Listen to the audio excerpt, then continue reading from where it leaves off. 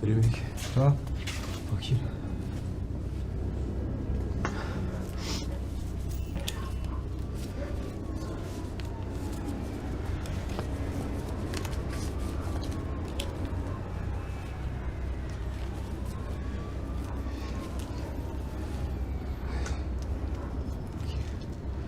N'oublie pas qu'Emka veut son fric demain. T'inquiète.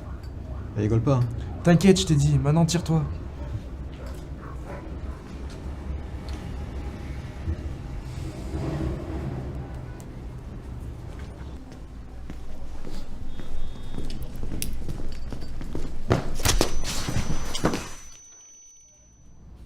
Alors? Tu l'ouvres moi maintenant, ta gueule, hein?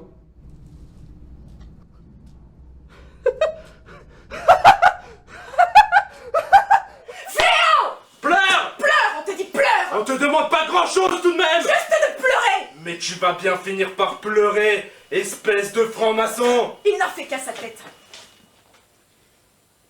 Petite Piette.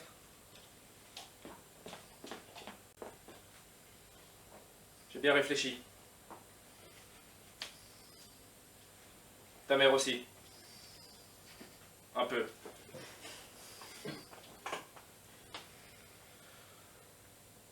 Essaie de te mettre à notre place.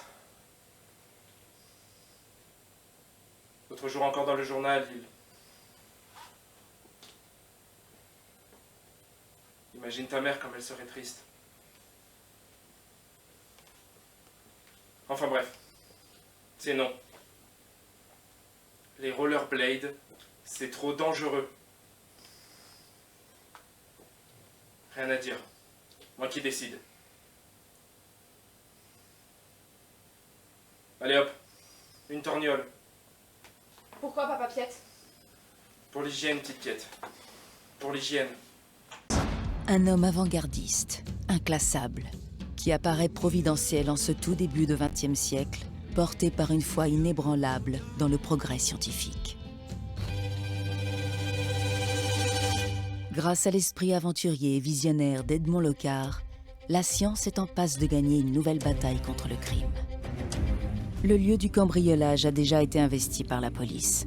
Chez Locard, il y a l'idée qu'il y a une scène de crime et qu'il faut protéger cette scène de crime pour y recueillir des indices.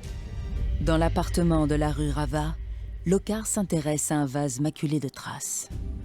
Il utilise du noir de fumée pour faire apparaître les premières empreintes. À l'époque, les voleurs ne portent pas de gants parce qu'ils connaissent encore rien à ces techniques qui sont en train de se mettre peu à peu en place. Mais dans l'amphithéâtre, Locard se rend très vite compte qu'il ne supporte ni la vue du sang, ni le contact des cadavres.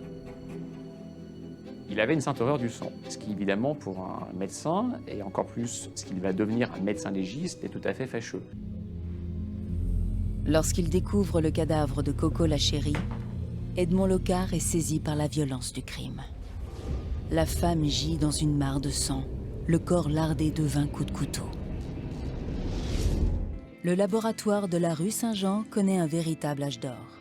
Le fondateur et directeur de la police scientifique de Lyon vient coup sur coup de refuser la tête de l'identité judiciaire parisienne et de fonder une académie, ainsi que la Revue internationale de criminalistique. Pour le laboratoire de police, il aurait tout sacrifié.